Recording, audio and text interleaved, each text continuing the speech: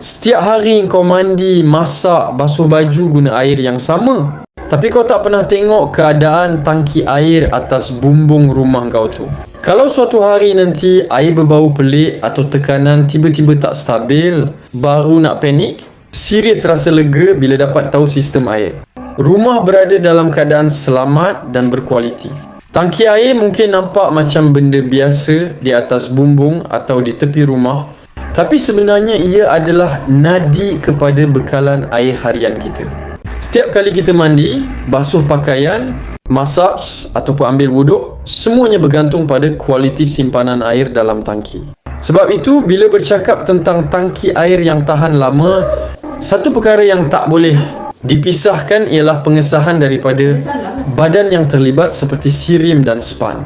Tangki air yang benar-benar tahan lama biasanya menggunakan material berkualiti tinggi seperti stainless steel, SUS 364. Bahan ini terkenal dengan sifat tahan karat, tidak mudah bertindak balas dengan air dan mampu bertahan dalam cuaca panas terik serta hujan lebat sepanjang tahun.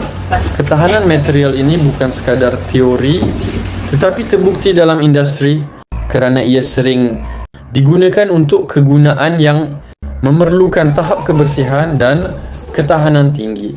Apabila tangki dibina dengan bahan seperti ini, risiko kebocoran, pengaratan dan kerosakan struktur dapat dikurangkan dengan ketara. Tangki air yang benar-benar berkualiti lazimnya syarikat takut untuk melalui proses ujian dan pensijilan. Pengesahan sirim contohnya menunjukkan bahawa produk tersebut telah dinilai mengikut piawaian keselamatan dan kualiti tertentu.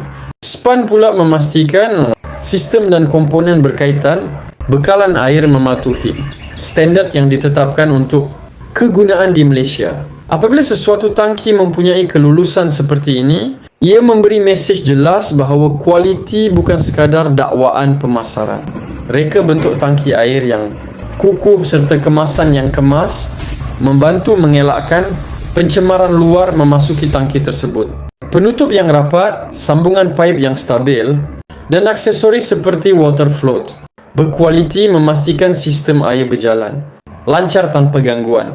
Semua ciri ini menggambarkan satu persamaan besar. Produk yang mementingkan ketahanan biasanya juga mementingkan pematuhan standar. Dalam jangka panjang, memilih tangki air yang tahan lama dan mempunyai pengesahan badan terlibat sebenarnya adalah satu pelaburan jangka panjang. Kita bukan sahaja membeli bekas simpanan air, tetapi membeli keselamatan, kebersihan dan kestabilan untuk seluruh isi rumah. Bila ada pengiktirafan rasmi dan material berkualiti tinggi, keyakinan itu datang secara semula. Jadi sebelum buat keputusan, pastikan tangki air yang dipilih bukan sekadar nampak cantik, tetapi benar-benar tahan lama dan diiktiraf oleh badan yang berautoriti.